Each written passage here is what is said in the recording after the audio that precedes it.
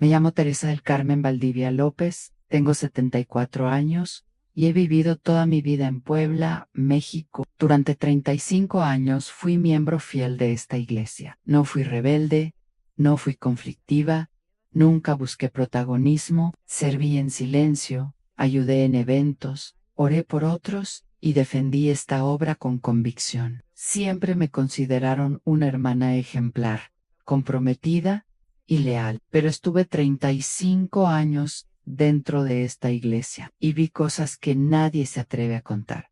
Hoy ya no tengo miedo. Escribe tu ciudad y tu país para saber hasta dónde llega mi voz y poder enviarte un abrazo. Deja tu like y suscríbete al canal. Durante 35 años, mi vida estuvo profundamente entrelazada con la iglesia. No era solo un lugar al que asistía los domingos. Era el centro de mi rutina, de mis amistades, de mis decisiones y de mi identidad. Desde joven entendí la fe como compromiso, como constancia, como disciplina diaria. No crecí buscando protagonismo ni reconocimiento. Siempre creí que el servicio silencioso era el más valioso. Nunca fui una mujer de escándalos, fui una mujer de servicio.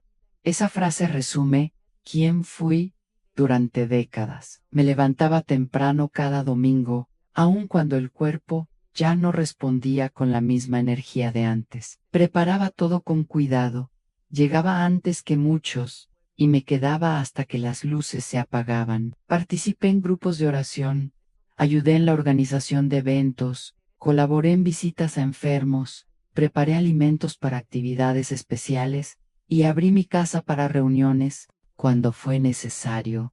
Mi disciplina no era forzada, nacía del amor que sentía por la iglesia. Creía profundamente que estaba sembrando en algo eterno. Cada sacrificio de tiempo, cada esfuerzo físico, cada aporte económico, lo hacía con la convicción de que estaba contribuyendo a una obra mayor que yo misma. Con el paso de los años, me convertí en una referencia dentro de la congregación. No porque buscara autoridad, sino porque la constancia genera confianza. Los más jóvenes me pedían consejo, las familias me incluían en decisiones importantes. Cuando alguien atravesaba una dificultad, muchas veces acudía a mí para pedir oración o simplemente compañía. Nunca cuestioné públicamente.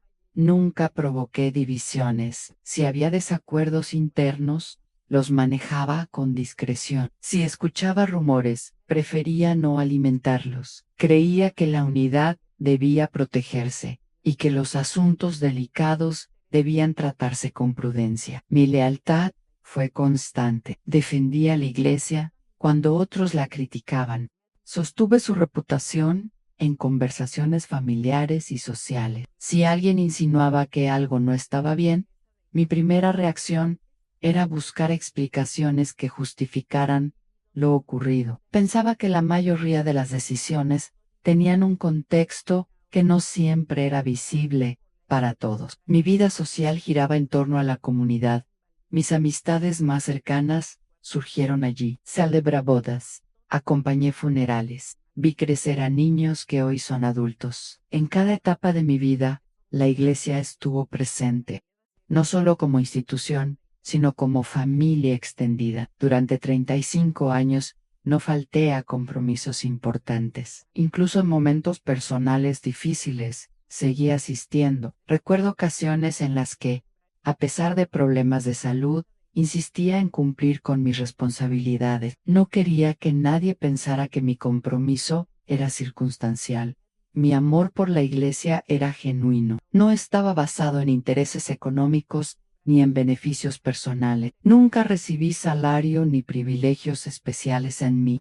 Satisfacción provenía de servir, de sentir que era útil, de creer que mi presencia aportaba algo positivo. Y precisamente por esa trayectoria sin escándalos, sin rebeldías, sin confrontaciones públicas, lo que ocurrió después tuvo un peso aún mayor. Porque cuando alguien que ha sido constante durante décadas comienza a hablar, No lo hace desde el resentimiento, lo hace desde la experiencia acumulada.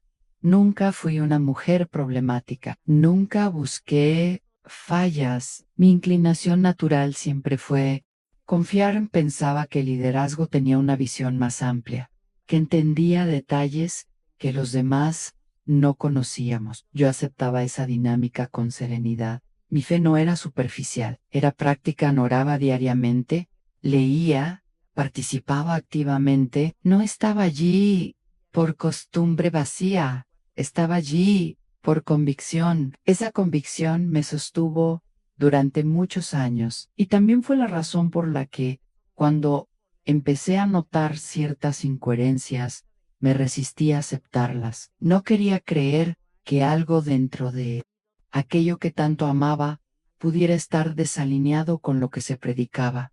Mi disciplina me enseñó a ser constante. Mi lealtad me enseñó a no abandonar fácilmente. Mi amor por la iglesia me enseñó a defenderla. Pero también con el tiempo tuve que aprender que el servicio no debe confundirse con silencio permanente.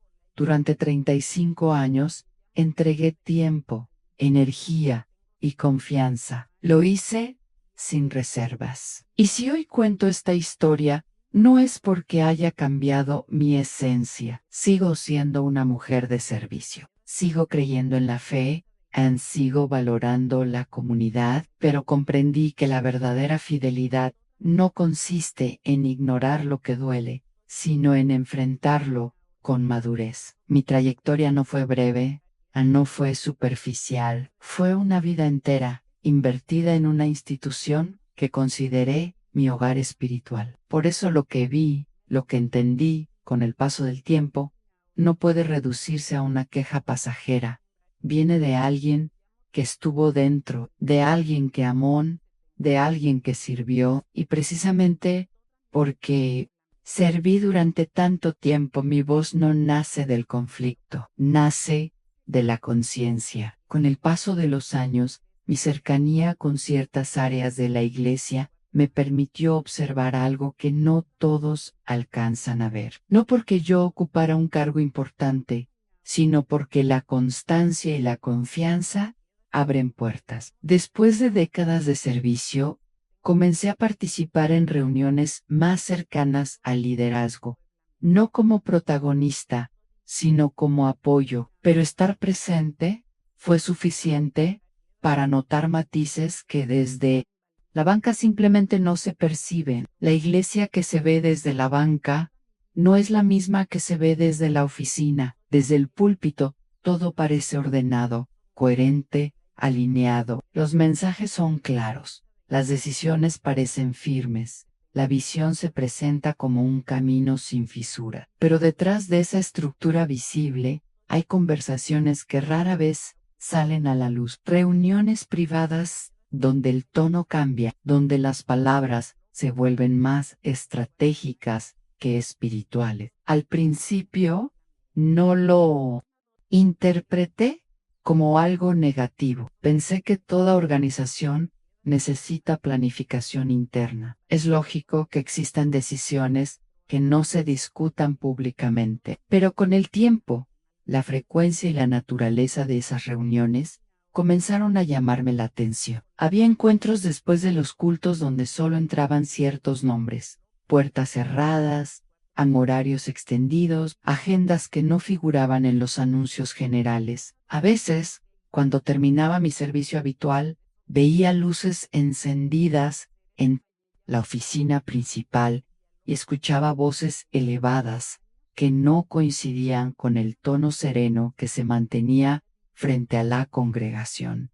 No eran discusiones escandalosas, eran debates intensos sobre decisiones que afectarían a personas concretas, sobre cómo comunicar ciertos cambios, sobre qué versión presentar públicamente para evitar inquietud innecesaria. Recuerdo una ocasión en particular, se discutía la salida de un miembro activo que había expresado dudas sobre una decisión administrativa. Conversación no giraba tanto en torno a si la duda era válida, sino en cómo manejar la situación para que no generara efecto dominó.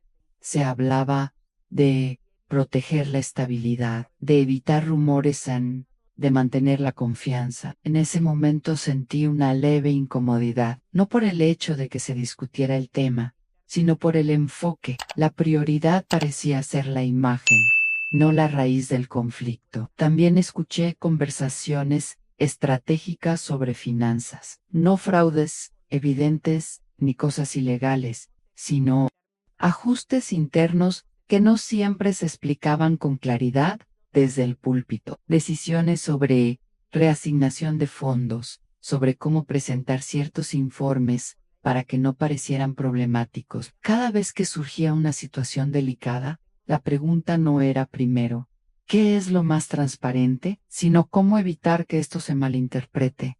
La diferencia es sutil, pero significativa. Había líderes sinceros, no lo niego, personas que realmente creían estar haciendo lo mejor posible. Pero también existía una dinámica donde la estrategia superaba a la espontaneidad, donde la comunicación se calculaba cuidadosamente.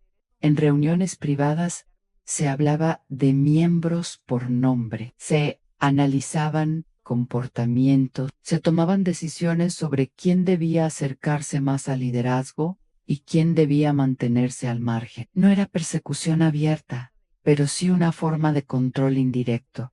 Yo escuchaba y muchas veces guardaba silencio. Me decía a mí misma que tal vez no comprendía todo el panorama, que el liderazgo tenía una carga mayor, que había contextos que justificaban esa manera de actuar. Pero la tensión comenzó a crecer dentro de mí, porque lo que se predicaba en público era apertura, comunidad, verdad, y lo que se conversaba en privado tenía un tono más reservado, más defensivo. No era una conspiración, era una cultura donde la prudencia constante se convertía en opacidad, donde el temor a la crítica externa justificaba decisiones internas cerradas. La iglesia que se ve desde la banca no es la misma que se ve desde la oficina. Desde la banca se ve armonía, desde la oficina se ven tensiones, desde la banca se escuchan mensajes inspiradores, desde la oficina se escuchan cálculos estratégicos. Esa dualidad no explotó de inmediato en mi conciencia. Fue acumulándose con los años. Cada reunión privada añadía una capa, cada decisión cerrada dejaba una pregunta suspendida. Hubo momentos en que me pregunté si estaba exagerando, si tal vez estaba interpretando de más. Situaciones normales, pero cuando los patrones se repiten durante años, dejan de ser coincidencias aisladas. No todo lo que vi era incorrecto, pero tampoco todo coincidía con la narrativa pública. Y esa diferencia comenzó a inquietarme, no porque quisiera rebelarme, sino porque después de 35 años entregada a la fe, esperaba coherencia. Lo que se decía debía alinearse con lo que se hacía, y cuando esa alineación empieza a fracturarse, incluso ligeramente, la conciencia lo percibe. Is fuel. Inicio real de mi tensión interior. No fue un evento escandaloso, fue el descubrimiento de que existe un lado que solo los de adentro ven. Y una vez que lo ves, ya no puedes fingir que no existe. Las primeras inquietudes no llegaron como una revelación repentina. No hubo un momento exacto en el que pudiera decir, aquí comenzó todo. Fue algo mucho más sutil, más humano, pequeñas variaciones en el trato, cambios casi imperceptibles en la forma en que se respondían ciertas preguntas en silencio, que antes no existían. Durante años, la cercanía entre los miembros y el liderazgo era natural. Se podía preguntar, opinar, conversar, sin sentir que se cruzaba una línea invisible. Pero poco a poco, noté que algunas conversaciones se volvían más cuidadosas, más medidas, más controladas. Había cambios en el trato que al principio parecían simples ajustes organizativos. Personas que antes eran cercanas al liderazgo empezaron a ser vistas con cierta distancia después de expresar alguna inquietud. No eran expulsadas ni reprendidas públicamente. Solo comenzaban a ser menos incluidas, menos invitadas, menos consultadas. Ese tipo de cambios no se anuncian, se perciben. También comenzaron a aparecer silencios incómodos. En reuniones donde antes se debatían ideas con libertad, ahora ciertos temas quedaban suspendidos en el aire. Si alguien mencionaba una decisión interna y pedía mayor claridad, la conversación cambiaba de rumbo con rapidez. Se hablaba de confiar, de no dejarse llevar por suposiciones, de mantener la unidad. Yo escuchaba y me decía que quizá era prudente no profundizar demasiado, que toda organización necesita límite, pero dentro de mí comenzaba a formarse una sensación difícil de ignorar. Había preguntas que no convenía hacer. No era una regla escrita. Nadie decía explícitamente que estaba prohibido preguntar, pero la reacción ante ciertas inquietudes dejaba claro que era mejor no insistir. Recuerdo una ocasión en la que una hermana Mayo, Ere, preguntó en una reunión por qué se había tomado una decisión sin consultar a ciertos líderes intermedios. Su tono no fue acusador, solo buscaba entender. La respuesta fue cordial pero breve. Se apeló a la necesidad de actuar con rapidez. Se agradeció la preocupación y el tema se cerró. Después de esa reunión, noté que esa hermana dejó de ser invitada a ciertos espacios donde antes participaba con naturalidad. No hubo conflicto visible, pero el mensaje quedó flotando. Las respuestas evasivas se volvieron más frecuentes. Cuando alguien intentaba profundizar en asuntos administrativos o disciplinarios, se utilizaban frases generales: es un tema delicado, hay cosas que no podemos explicar, por respeto, confíen en que todo se maneja correctamente. La confianza se convirtió en argumento final. Y aunque la confianza es importante, no puede reemplazar indefinidamente la claridad. Empecé a observar mi propio comportamiento. Me di cuenta de que yo misma evitaba formular ciertas preguntas, no porque no las tuviera, sino porque intuía que no serían bien recibidas. Y eso me inquietó aún más, porque cuando una comunidad empieza a autorregular sus preguntas por temor a incomodar, algo se está moviendo debajo de la superficie. Los cambios en el trato también se notaban en pequeños gestos, miradas que se desviaban cuando alguien considerado problemático entraba a una sala, conversaciones que se interrumpían cuando se acercaba a alguien que había expresado dudas en el pasado, sonrisas más tensas. No. Era un ambiente de persecución abierta, era un ambiente de cautela constante. Yo seguía siendo vista como una miembro fiel. Mi trayectoria me protegía de sospechas, pero esa misma posición me permitía notar matices que otros quizá no percibían. Y cuanto más observaba, más claro se volvía que existía una línea invisible entre lo que se podía discutir libremente y lo que debía permanecer en la sombra. Las inquietudes no me llevaron de inmediato a cuestionar todo. Al contrario, intenté justificar.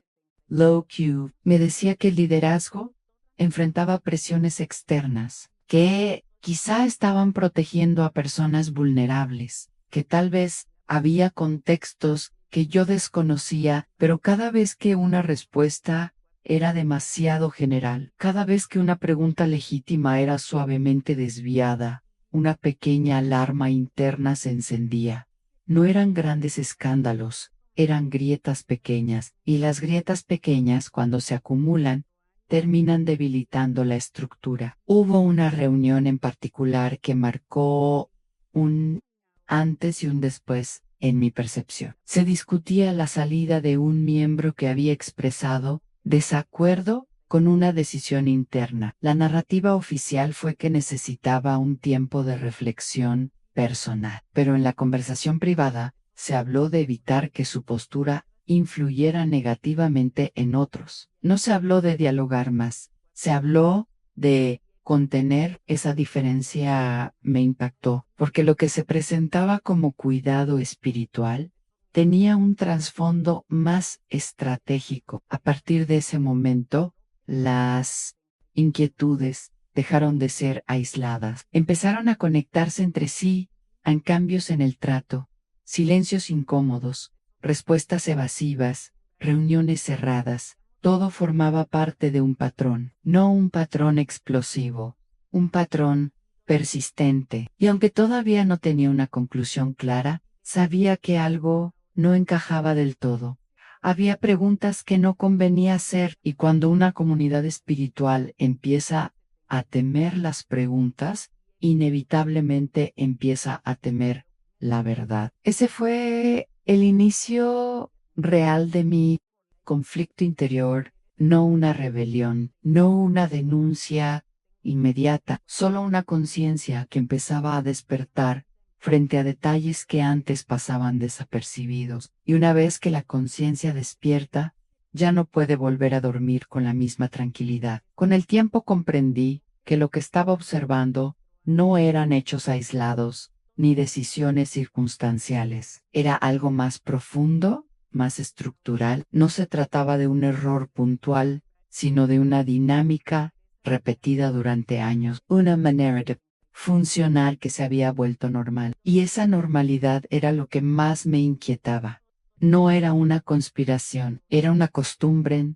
Esa frase resume lo que llegué a entender. Nadie se reunía en secreto para planear engaños elaborados. No había escenas dramáticas de manipulación consciente en cada conversación. Lo que existía era una cultura interna donde proteger la imagen institucional se convirtió en prioridad constante. La palabra imagen comenzó a aparecer con más frecuencia en reuniones privadas. Anse hablaba de cómo ciertas decisiones podrían percibirse desde afuera. Se analizaba el impacto que un comentario mal interpretado podría tener en la comunidad. Se evaluaba cuidadosamente qué información debía compartirse y cuál debía manejarse con discreción. Evitar escándalos era casi una misión permanente. Cada vez que surgía un conflicto interno, la primera reacción no era necesariamente profundizar en la causa, sino evaluar el posible efecto externo. ¿Cómo afectará esto a la confianza de la congregación?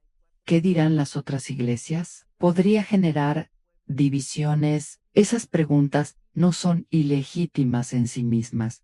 Toda organización necesita cuidar su estabilidad. El problema surgía cuando la protección de la imagen comenzaba a desplazar la transparencia. Recuerdo reuniones donde se hablaba más de cómo comunicar una situación que de cómo resolverla con claridad. Se redactaban versiones oficiales cuidadosamente construidas para mantener la calma general. Palabras neutras, frases espirituales que suavizaban decisiones difíciles. No siempre era mentira, era selección. Selección de lo que se decía y de lo que se omitía. También se hablaba mucho de manejar rumores. Si alguien comentaba algo que no estaba alineado con la versión oficial, se recomendaba prudencia. Se sugería no dar espacio a especulaciones. Se apelaba a la confianza en el liderazgo. Con el paso del tiempo, el rumor dejó de ser solo un problema externo y comenzó a ser visto como amenaza interna, y cuando una comunidad teme el rumor más que la falta de claridad, algo se desequilibra. En más de una ocasión escuché frases como "no podemos permitir que esto se salga de control" o "hay que cerrar esta conversación aquí". No era una orden agresiva, era una conclusión implícita. Poco a poco, esa dinámica se volvió parte del paisaje cotidiano. No era una conspiración, era una costumbre de priorizar la estabilidad por encima del cuestionamiento abierto, una costumbre de evitar incomodidades públicas, una costumbre de interpretar la transparencia total como riesgo innecesario. Lo más inquietante era que muchos participaban en ese sistema con buena intención. Creían sinceramente que estaban protegiendo algo valioso, que evitar el escándalo era una forma de cuidar la fe de los más débiles, que filtrar información era un acto de responsabilidad. Pero el problema con las costumbres es que, cuando se repiten durante años, dejan de examinarse, se normalizan se convierten en cultura. Y una cultura, sostenida por silencio selectivo, termina moldeando la conciencia colectiva. Empecé a notar cómo incluso yo misma adaptaba mi comportamiento. Antes de hacer una pregunta, pensaba 2 veces. Antes de comentar algo que me parecía ambiguo, evaluaba si valía la pena abrir la conversación. Esa autocensura suave es señal de que el sistema ya está funcionando. No era necesario imponer reglas estrictas, bastaba con generar el ambiente adecuado. Aun cuando alguien expresaba inquietud en público, la respuesta habitual era espiritualizar el asunto. Se hablaba de confianza, de oración, de no dejar que el enemigo siembre duda. Y aunque esas palabras suenan correctas, en ciertos contextos se usaban para cerrar conversaciones en lugar de profundizarlas. La protección de la imagen comenzó a confundirse con protección de la fe, y esa confusión es peligrosa, porque la fe auténtica no necesita blindaje permanente,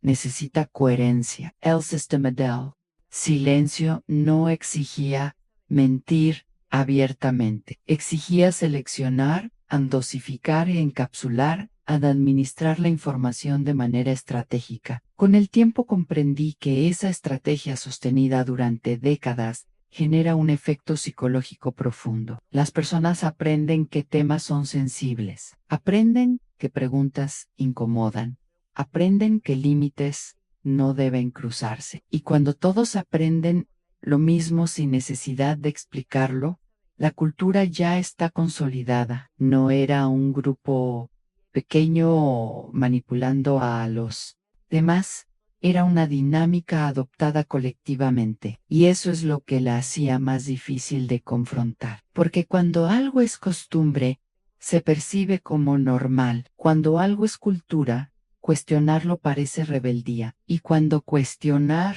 se interpreta como amenaza, el silencio se fortalece.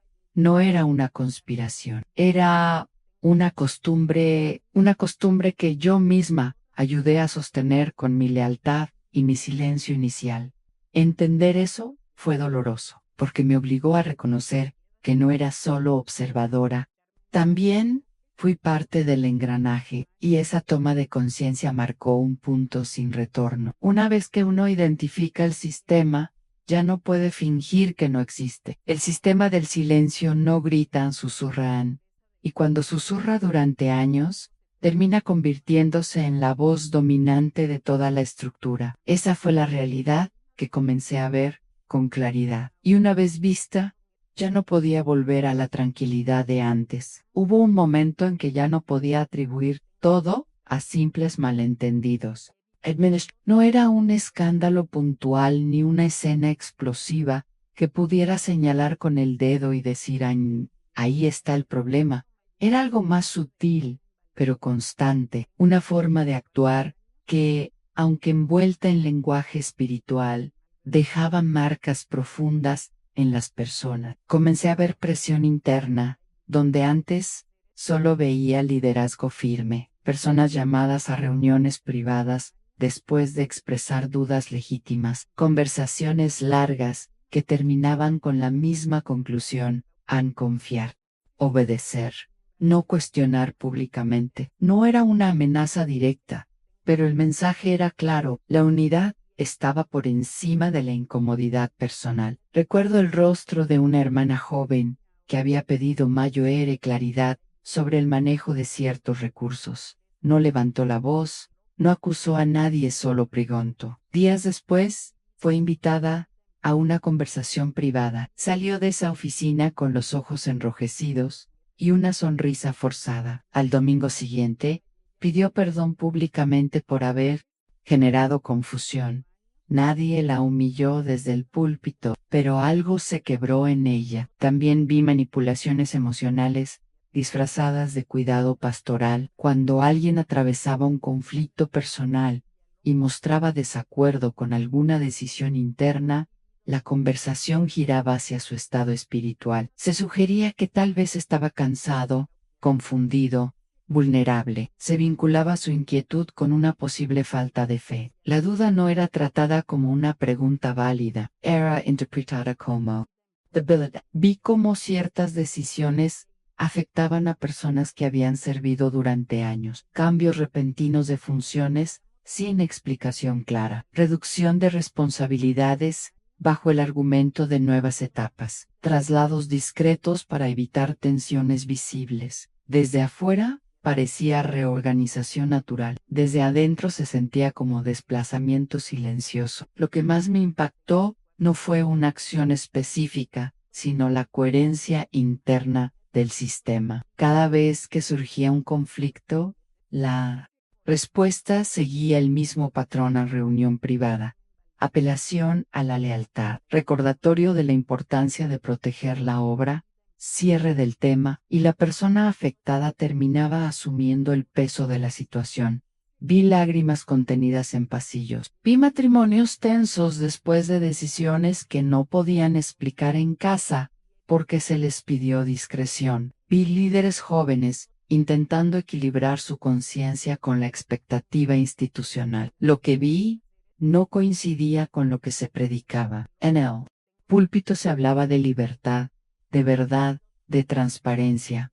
Se citaban pasajes sobre luz y honestidad, pero en los espacios internos, la prioridad constante era evitar fisuras visibles. No era un ambiente de maldad abierta, era un ambiente de control sutil. Cuando alguien expresaba inquietud, se le rodeaba con palabras amables, se le recordaba cuánto se valoraba su servicio, se mencionaban los sacrificios hechos por el liderazgo, se insinuaba que cuestionar públicamente podía dañar a los más débiles, y así, la persona terminaba dudando de su propia percepción.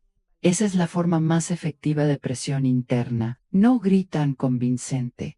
Recuerdo una reunión donde se discutía la salida de un miembro que había expresado desacuerdo con una decisión doctrinal menor.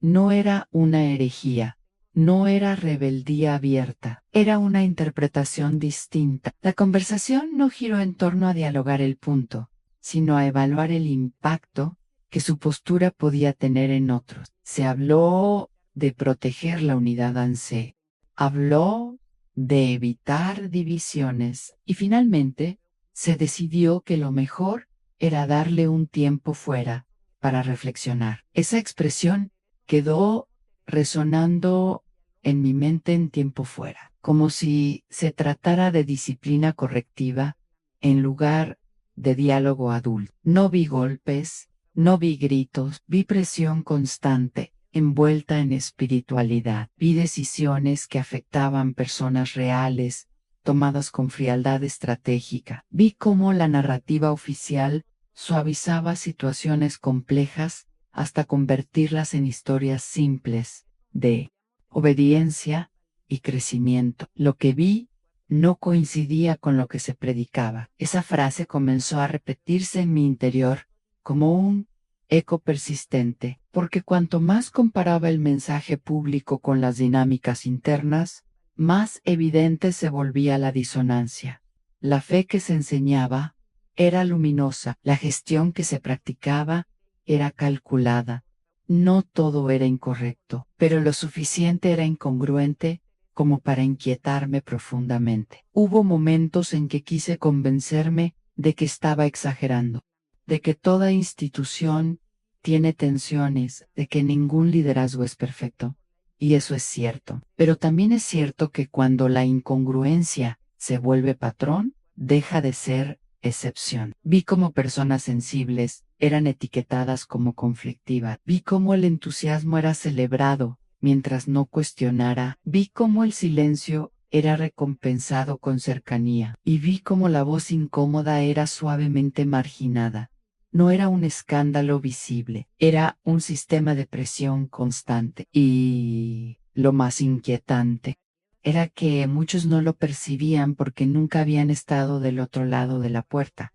Yo sí estuve, y una vez que vi esas dinámicas repetirse durante años, supe que no podía seguir interpretándolas como simples errores humanos aislados. Lo que vi no coincidía con lo que se predicaba, y esa diferencia, por pequeña que parezca al principio, termina creciendo hasta ocupar toda la conciencia. Ese fue el momento en que entendí que mi conflicto ya no era externo, fue interno, porque lo que había visto no podía desverse, y callarlo comenzaba a pesar más que cualquier lealtad institucional. Los años siguientes no estuvieron marcados por explosiones visibles ni por decisiones dramáticas. Estuvieron marcados por algo mucho más difícil de describir: a la continuidad.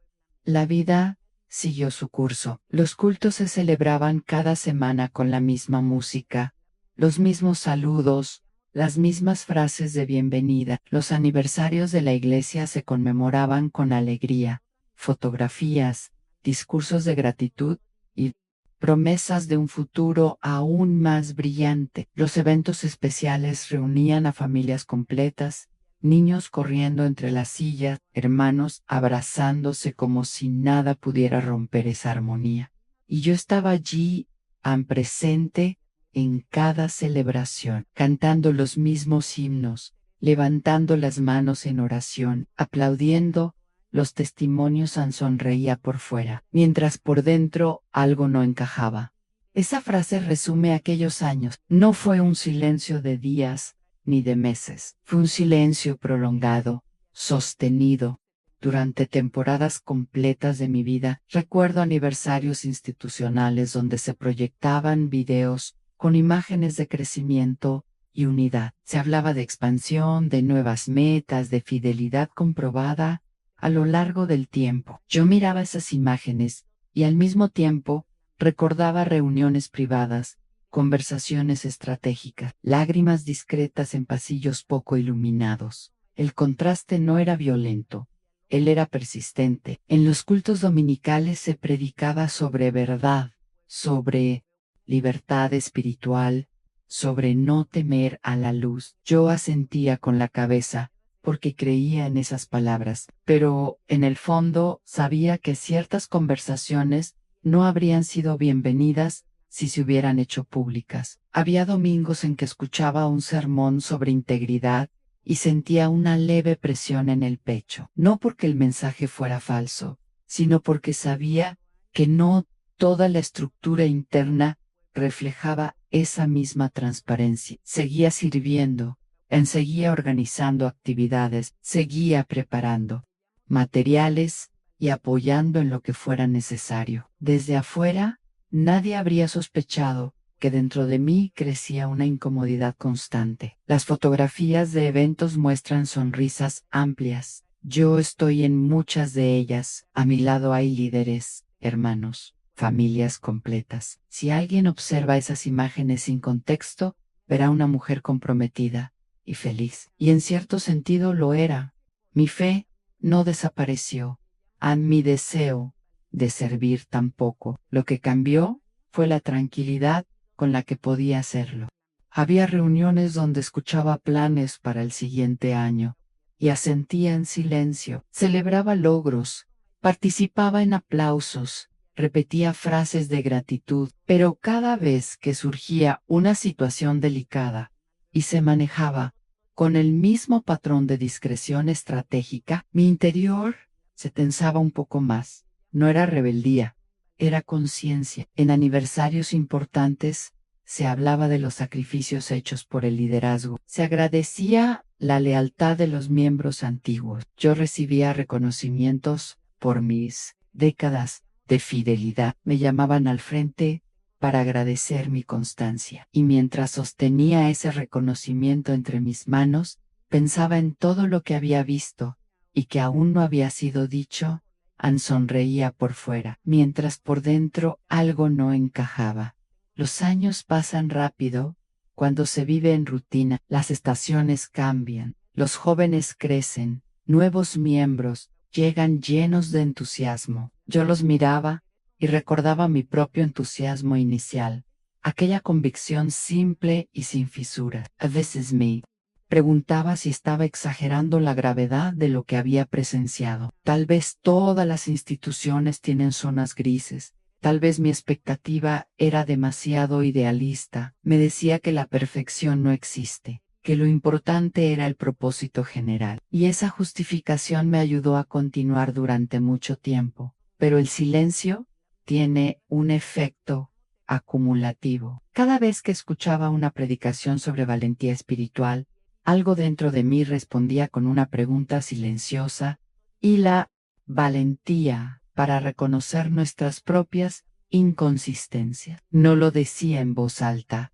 lo pensaba, y ese pensamiento repetido durante años se convierte en peso. Había eventos especiales donde se celebraba la unidad como valor supremo. Se citaban pasajes sobre estar unánimes, sobre no permitir divisiones. Y aunque estoy de acuerdo en que la unidad es importante, comencé a preguntarme si esa unidad estaba descansando sobre conversaciones incompletas, en reuniones sociales. Después de los cultos, compartíamos comida y risas. Yo participaba, conversaba, aconsejaba a jóvenes parejas, oraba por personas enfermas. Nadie habría imaginado que dentro de mí existía una lucha silenciosa entre lealtad institucional y coherencia interna. El tiempo no resolvió esa tensión, la hizo más profunda, porque cada año que pasaba sin abordar lo que había visto, añadía una capa más de responsabilidad.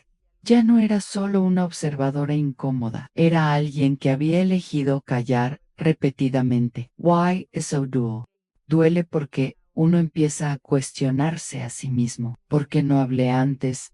¿Por qué acepté la dinámica sin confrontarla? Por miedo, por comodidad, por no perder relaciones construidas durante décadas. Seguí asistiendo a cultos, aniversarios, eventos especiales, seguí abrazando, cantando, sirviendo, pero ya no lo hacía con la misma ligereza. Ann sonreía por fuera, mientras por dentro algo no encajaba. Ese desajuste no era visible para los demás, era una fractura interna, pequeña, pero constante.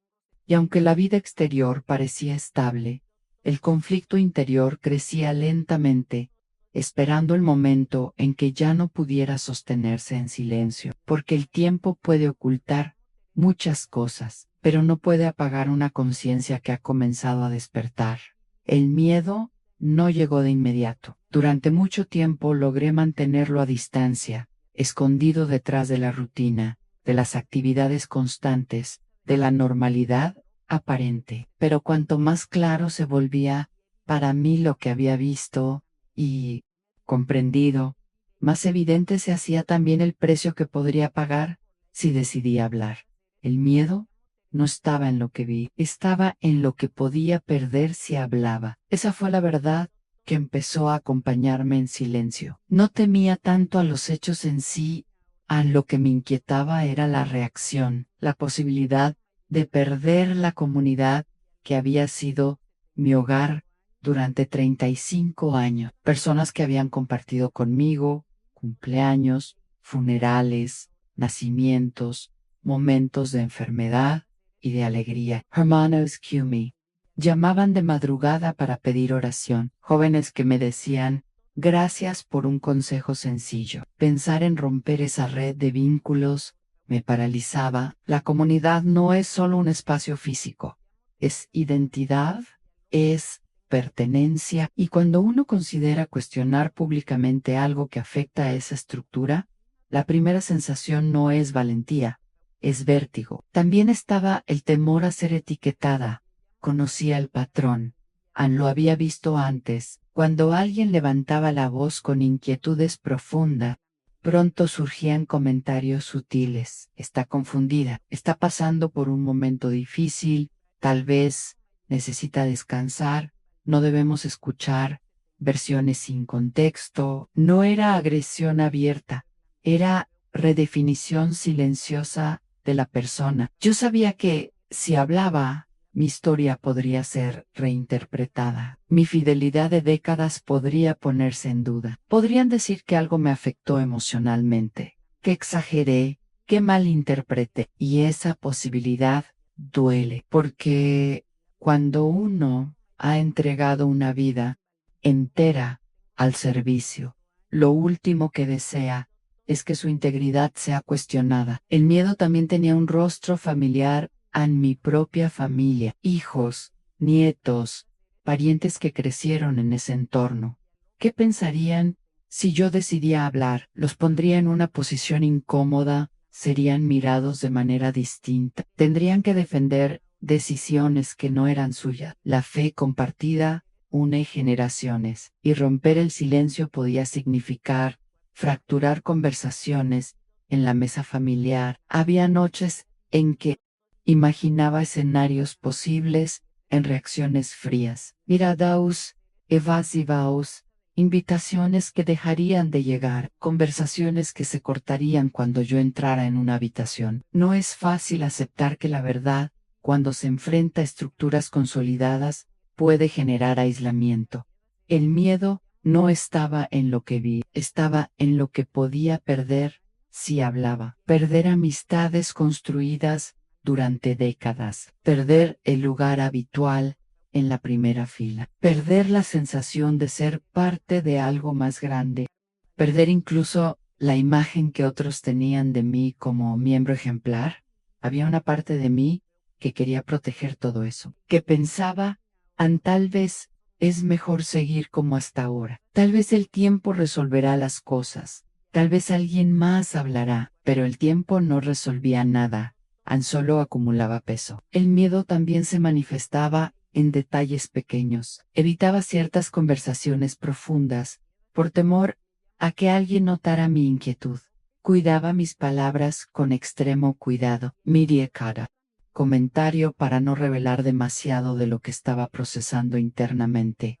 Vivía en equilibrio frágil entre la conciencia y la conveniencia, entre la verdad y la pertenencia. Lo más difícil era aceptar que el miedo podía disfrazarse de prudencia. Me decía que era sabio esperar, que no todo debía exponerse, que quizá mi percepción no era completa, pero en el fondo sabía que la raíz de esa espera era el temor. Temor a perder comunidad, temor a ser etiquetada, temor a decepcionar a quienes amaban. El miedo tiene una voz suave pero insistente. No grita, susurra escenarios negativos una y otra vez, hasta que uno empieza a creer que el silencio es la única opción sensata. Hubo momentos en que casi me convencí de que hablar sería un acto irresponsable, que podría dañar más de lo que ayudaría, que tal vez mi deber era mantener la estabilidad. Pero cada vez que escuchaba una predicación sobre valentía, sobre integridad,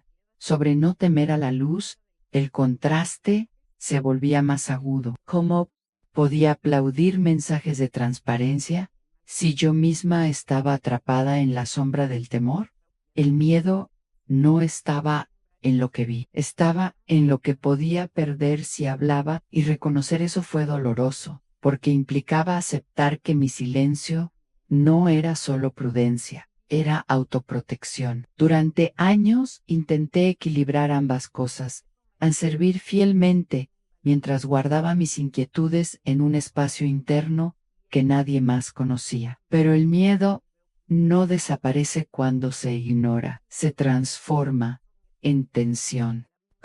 Y la tensión constante termina afectando la paz. Llegó un punto en que comprendí algo esencial: al perder comunidad duele, pero perder coherencia duele más. Al ser etiquetada injustamente lastima, pero etiquetarme a mí misma como alguien que calla por temor era aún más pesado. Ese entendimiento no eliminó el miedo, pero empezó a cambiar su peso, porque cuando uno enfrenta la posibilidad de perder todo lo externo, también descubre que parte de sí mismo no está dispuesto a perder. Why en mi caso, lo que ya no podía seguir perdiendo era mi propia tranquilidad interior. El momento que lo rompió todo no fue un rumor ni una sospecha más, Fue un hecho concreto, imposible de suavizar con explicaciones estratégicas. Durante años había soportado la tensión interior,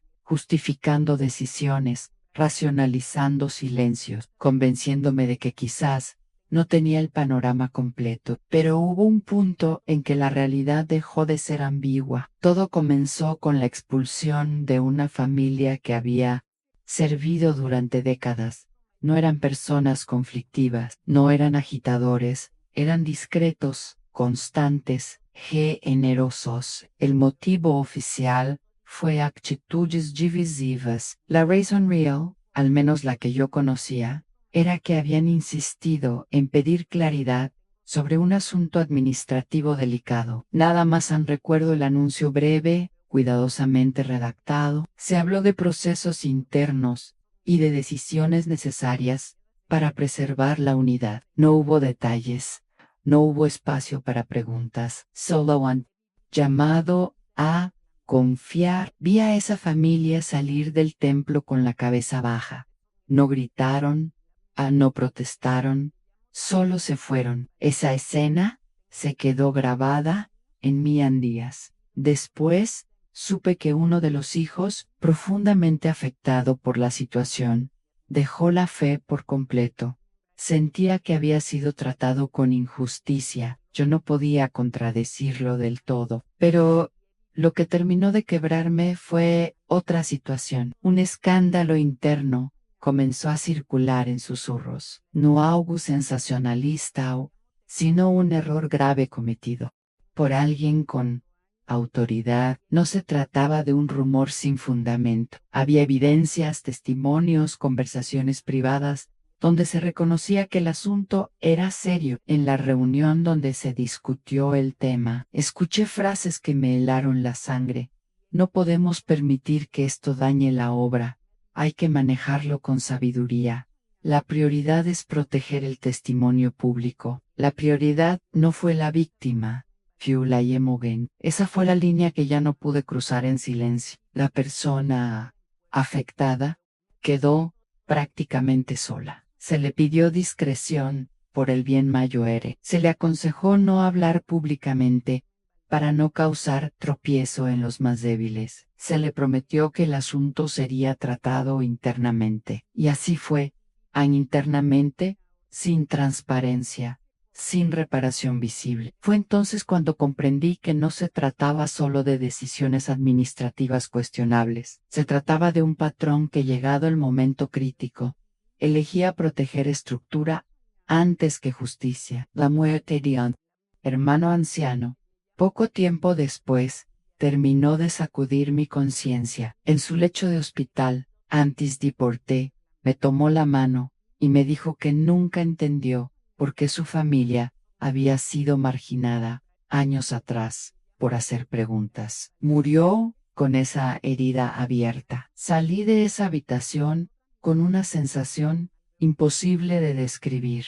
Había dedicado 35 años a esa comunidad y ahora veía claramente el costo humano del silencio sostenido. Entendí que el silencio también es una decisión. No hablar, no is. Neutral, no intervenir, no es inocente. Cada vez que elegí no profundizar una conversación incómoda, cada vez que acepté una explicación incompleta por temor a generar tensión, estaba participando en la continuidad del sistema. Ese día, al escuchar nuevamente en una reunión que lo mejor era no dar más detalles, algo dentro de mí se quebró definitivamente. Ya no era solo incomodidad.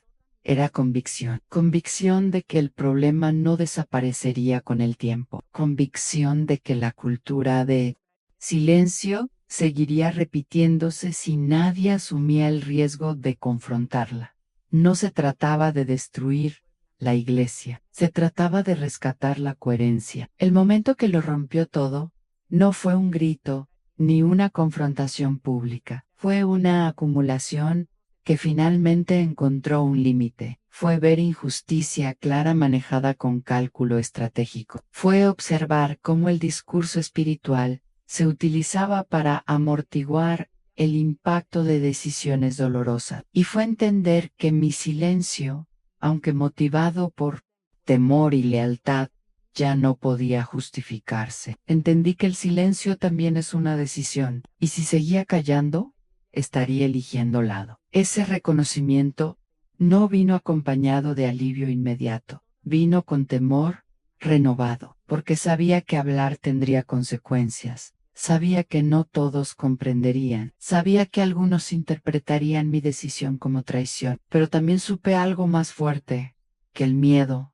Ya no podía mirarme al espejo, sabiendo que había presenciado injusticias y optado por proteger la comodidad. El punto de ruptura no fue dramático en apariencia, fue interno. Fue una línea invisible cruzada dentro de mi conciencia. A partir de ese momento, ya no estaba preguntándome si debía hablar, estaba preguntándome cuándo, porque una vez que uno acepta que el silencio también es una decisión, el siguiente paso es asumir la responsabilidad de elegir diferente. Y yo ya había esperado demasiado. La verdad no llegó como una explosión, sino como una claridad inevitable. No to que inventar nada ni exagerar lo que había vivido. Bastó con observar con honestidad lo que durante años se había presentado como normal. Lo que decidí revelar no fue un hombre ni un escándalo específico. Fue algo más profundo y más difícil de aceptar en una cultura que poco a poco había desplazado la esencia de la fe por la necesidad de proteger estructura. Durante décadas vi cómo la figura de liderazgo se elevaba más allá de lo saludable.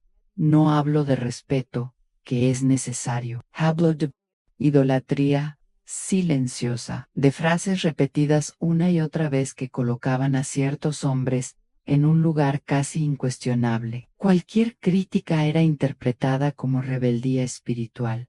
Cualquier pregunta como falta de sumisión. La autoridad dejó de ser servicio para convertirse en blindaje. La cultura de idolatría no se impuso de golpe, se construyó con pequeños gestos, con aplausos prolongados, con discursos donde el liderazgo era presentado como indispensable, como único caunau legítimo. Se repetía que cuestionar era peligroso, que dudar era abrir puertas al error, y así, sin darnos cuenta, muchos comenzamos a proteger más la figura humana que el principio espiritual. También comprendí que la manipulación no siempre grita, a veces susurra, se disfraza de consejo pastoral, se envuelve en citas bíblicas, se presenta como cuidado, pero cuando la preocupación legítima de una persona es reinterpretada como debilidad espiritual, eso no es acompañamiento. Vi cómo se utilizaban conceptos como obediencia y unidad para suavizar decisiones difíciles. Vi cómo se apelaba al miedo a dividir para cerrar conversaciones incómodas. Vi cómo el discurso espiritual era empleado para mantener cohesión, incluso cuando esa cohesión estaba sostenida por silencios incómodos. No era maldad abierta, era una dinámica repetida, y la falta de transparencia fue el hilo que unía todo. Información dosificada, explicaciones incompletas, versiones oficiales, cuidadosamente redactadas. No siempre había mentira directa, había omisión estratégica, y la omisión constante termina deformando la confianza. La fe no necesita protección, necesita verdad. Esa frase comenzó a resonar en mí con fuerza creciente, porque cuanto más se intenta blindar una institución de cualquier crítica, más frágil se vuelve internamente. La fe auténtica no se derrumba por preguntas honestas, se fortalece cuando puede responderlas con claridad. Lo que viví durante 35 años no fue un fraude evidente ni una organización criminal. Fue algo más complejo, en una cultura que confundió lealtad con silencio, respeto con idolatría y prudencia con opacidad. Hubo momentos en que me pregunté si estaba siendo demasiado dura en mi evaluación Pero cuando repasaba los rostros de quienes fueron marginados por preguntar, cuando recordaba las reuniones donde la prioridad era la imagen y no la reparación, cuando pensaba en las veces que se pidió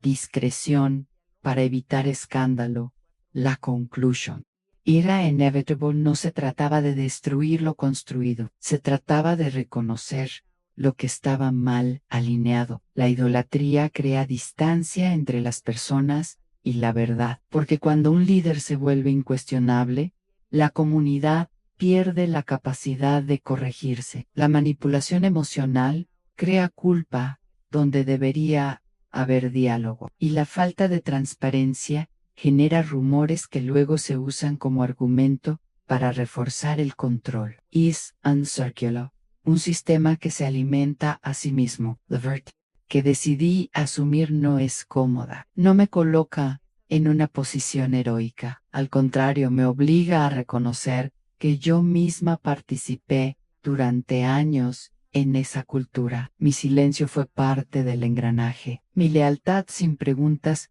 contribuyó a sostener la dinámica. Pero también aprendí algo esencial. Reconocer la verdad no destruye la fe. La purifica. La fe no necesita protección, necesita verdad, porque cuando se protege demasiado la estructura, se termina protegiendo también sus errores. Why cuando los errores no se enfrentan, se repiten. Mi decisión de hablar no nace del resentimiento, nace de la convicción de que una comunidad espiritual solo puede crecer si está dispuesta a mirarse al espejo sin filtros, si puede aceptar que sus líderes son humanos, que sus decisiones pueden fallar y que la transparencia no es enemiga de la unidad. La verdad que hoy comparto es elegante porque no apunta con el dedo, no menciona nombres, no busca humillar, busca iluminar un patrón que durante años se normaliza. Si algo aprendí en este proceso, es que la fe auténtica no teme la luz, solo las estructuras que dependen del silencio la evitan. Y cuando uno entiende eso, ya no puede seguir confundiendo prudencia con ocultamiento. La fe no necesita protección, necesita verdad, y esa verdad, aunque incomode, es el único camino que realmente libera. Si algo me dejó todo este camino, no fue amargura, fue claridad, y esa claridad es la que hoy quiero compartir con quien me escucha. No hablo como experta, hablo como alguien que pasó 35 años dentro de una estructura, que amó sinceramente a su comunidad y que aprendió, a veces demasiado tarde, a distinguir lo esencial de lo accesorio. Hay algo que debemos entender con madurez espiritual. Iglesia no es igual a Dios. La iglesia es una comunidad de personas imperfectas intentando servir. Dios, en cambio, no depende de estructuras humanas para ser verdadero. Cuando confundimos ambas cosas, empezamos a proteger edificios, cargos y reputaciones como si fueran sagrados en sí mismos, y esa confusión es peligrosa. Durante años pensé que defender cada decisión interna era una forma de defender la fe. Hoy sé que no siempre es así. Defender una institución no es lo mismo que honrar a Dios. Hay decisiones humanas que pueden equivocarse. Hay liderazgos que pueden fallar.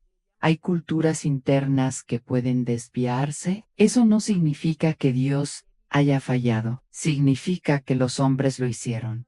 Autoridad no es igual a infalibilidad. Respetar a un líder es correcto a idolatrarlo. No, ningún ser humano está por encima de la revisión, del diálogo, de la corrección. Cuando la autoridad se vuelve incuestionable, deja de ser saludable, se convierte en un muro, y los muros no protegen la verdad, la esconden. Aprendí que muchas veces se nos enseñó a asociar cuestionar con rebeldía, pero cuestionar con respeto no es traicionar, es cuidar, es querer que lo que creemos sea sólido y transparente. Una fe que no soporta preguntas no es fuerte, es frágil. Obediencia no es igual a silencio. Obedecer principios espirituales no significa apagar la conciencia. Cuando algo no encaja, cuando una decisión duele injustamente, cuando la coherencia se fractura, el silencio no es siempre virtud a veces es miedo, a veces es comodidad, a veces es hábito. Yo confundí silencio con lealtad durante muchos años. Pensé que callar era proteger. Pensé que no profundizar en temas incómodos era una forma de mantener la unidad. Pero con el tiempo entendí que la unidad, sostenida por silencios forzados, no es verdadera unidad, es estabilidad superficial. Proteger la imagen de hombres nunca fue proteger a Dios. Esa frase puede incomodar, pero es real. Dios no necesita que editemos la realidad para defenderlo. No necesita que ocultemos errores humanos para mantener su honra. Cuando protegemos la reputación de un líder a costa de la verdad, estamos priorizando una figura sobre el principio, y eso cambia todo. Si tú me escuchas y amas tu iglesia, no te estoy diciendo que la abandones, no te estoy invitando a desconfiar de todos. Te invito a algo más profundo, a no confundir tu fe con una estructura, a no entregar tu conciencia junto con tu lealtad, a recordar que tu relación con Dios no depende exclusivamente de un liderazgo humano. La iglesia es importante, la comunidad es valiosa, pero ninguna institución es perfecta. Y cuando entendemos eso, dejamos de idealizar y empezamos a madurar. Si un día algo no encaja, no te culpes automáticamente. No. Asumas que tu duda es pecado. Analiza con serenidad, habla con respeto, busca coherencia, porque una fe adulta no teme examinarse. Yo no hablo desde el resentimiento, hablo desde la experiencia, y si pudiera volver atrás, me diría a mí misma que cuestionar con honestidad no destruye la fe, la fortalece. La verdadera obediencia es a la verdad. La verdadera lealtad es a la coherencia. La verdadera espiritualidad no necesita blindaje humano. Proteger la imagen de hombres nunca fue proteger a Dios. Y si hay algo que deseo dejar como legado, después de 35 años de servicio, es esto: no entregues tu conciencia a nadie. Escucha, aprende, respeta, pero nunca apagues esa voz interior que te llama a la coherencia, porque al final del día, cuando estés a solas contigo mismo, no responderás ante una estructura, responderás ante tu propia conciencia. Y esa conciencia necesita verdad, no miedo. Si algo he aprendido, es que la fe auténtica no se construye sobre silencio obligado, se construye sobre convicción transparente, y cuando la transparencia incomoda, es señal de que hay algo que necesita ser sanado. No confundas iglesia con Dios, no confundas autoridad con infalibilidad, no confundas obediencia con silencio, y recuerda siempre que la verdad, aunque duela, es el único terreno firme donde puede sostenerse una fe madura. Llegar hasta aquí no fue fácil, no fue una decisión impulsiva, ni una reacción momentánea. Fueron 35 años de vida dentro de una comunidad que amé profundamente. Fueron décadas de servicio, de oraciones compartidas, de lágrimas derramadas junto a personas que todavía respeto. Por eso quiero que esto quede claro desde el principio. No hablo por odio, hablo porque después de 35 años entendí que la verdad no es enemiga de la fe. Durante mucho tiempo pensé que hablar podía destruir todo lo que había construido. Pensé que exponer incoherencias internas significaba atacar la obra. Pensé que el silencio era una forma de proteger lo sagrado. Pero hoy sé que lo sagrado no necesita ser defendido con sombras. Lo que es verdadero soporta la luz. No estoy aquí para desacreditar cada experiencia vivida. Hubo momentos genuinos, hubo amor real, hubo ayuda sincera, no niego eso. Pero también hubo decisiones que no se enfrentaron con la transparencia necesaria. Hubo dinámicas que se normalizaron porque nadie quiso incomodar. Y hubo silencios que terminaron pesando más que cualquier conflicto abierto. Hablar no me devolvió lo que perdí, no eliminó el miedo inicial, no. Evitó miradas distintas, pero me devolvió algo que había empezado a perder lentamente en paz interior. Cuando uno calla durante años por temor a romper una imagen, la conciencia se vuelve pesada. Uno aprende a sonreír mientras guarda preguntas. Aprende a sentir mientras por dentro algo no encaja. Aprende a proteger estructuras, aunque el corazón susurre que algo necesita ser revisado. Yo también pasé por ahí, y por eso hoy quiero decirlo con claridad. La verdad no destruye la fe auténtica, la purifica. No hablo por odio, hablo porque después de 35 años, entendí que la verdad no es enemiga de la fe. Si tú estás escuchando esto y alguna vez sentiste que algo no encajaba, pero preferiste callar para no perder tu lugar, quiero que sepas que no estás solo. El miedo a quedar aislado es real, el temor a decepcionar a otros pesa, la posibilidad de ser etiquetado duele, pero hay algo que pesa más, en vivir en contradicción con tu propia conciencia. Las iglesias pueden atravesar momentos difíciles, pueden corregir, pueden cambiar, pueden sanar. Lo que no sana es el silencio perpetuo. Lo que no sana es fingir que todo está bien cuando en el fondo sabemos que hay conversaciones pendientes. No te estoy invitando a rebelarte sin reflexión. Te estoy invitando a madurar en tu fe, a diferenciar entre Dios y la estructura, a recordar que la espiritualidad no consiste en blindar líderes, sino en vivir en coherencia. Hablar no significa destruir. Hablar puede ser el primer paso para sanar. Yo no busco aplausos ni reconocimiento. Ya viví suficiente para saber que la aprobación humana es frágil. Lo que busco es dormir con la tranquilidad de haber elegido la coherencia sobre la comodidad. Si esta historia resonó contigo, si alguna vez pensaste que la fe no debería construirse sobre el miedo, cuero lier. Si crees que la fe no debe construirse sobre el miedo, escribe a la verdad. Libera en tu comentario. No es solo una frase, es una declaración de conciencia. Es una forma de decir que la espiritualidad puede ser profunda sin ser opresiva, que la unidad puede existir sin silencio forzado, que la autoridad puede ser respetada sin convertirse en incuestionable. Si este testimonio te ayudó a reflexionar, deja tu like. Eso permite que más personas que tal vez están viviendo algo parecido puedan escuchar esta voz. Y suscríbete al canal si quieres seguir escuchando historias reales, contadas sin odio, pero con valentía. Historias de personas que decidieron que su conciencia valía más que la comodidad. Yo no sé cuánto tiempo más me queda, pero sé que no quería irme sin decir lo que aprendían.